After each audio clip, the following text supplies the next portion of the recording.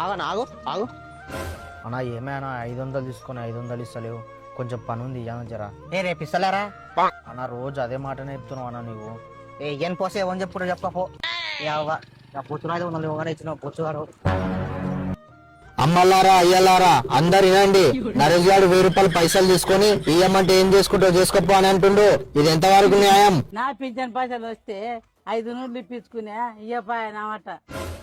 అమ్మలారా అయ్యలారా అందరు వినండి, నరేష్ గారు 1000 రూపాయలు పైసలు తీసుకొని ఇయ్యమంటే ఏం చేసుకుంటో చేసుకోపో అని అంటుండు. ఇది ఎంత వరకు న్యాయం? హలో నర్చనా, నువ్వు శ్రీరానికి 1000 రూపాయలు ఇవ్వాలంట. ఊరల్లో మైక్ పెట్టుకొని తిరలాడుతుండు. నరేష్ గారు 1000 రూపాయలు పైసలు తీసుకొని ఇయ్యమంటే ఏం చేసుకుంటో చేసుకోపో అని అంటుండు. ఏమన్నా తెలివి ఉందారా? ఇచ్చిన 500 ఊరాల గబ్బు చెప్తున్నావు. పట్టు నీ వద్దు 500 పట్టు తీసుకో. 500 కాదు 1000 రూపాయలు. ఇచ్చిన 500 నక్కలు పడుతున్నావరా? అవ్వానా ఈరోజు మళ్ళీ పని మానుకొని ఊరల్లా తిరిగినా 500 కూలి కట్టావా? నువ్వు తిక్క నక్కలు రేకు పూక తీసుకో. 500 తీసుకున్న మాట నువ్వు. నీ 500 నీతోనే పెట్టుకో. అమ్మలారా అయ్యలారా అందరు వినండి, నరేష్ గారు 1000 రూపాయలు నువ్వు తీసుకో పట్టు ఊక.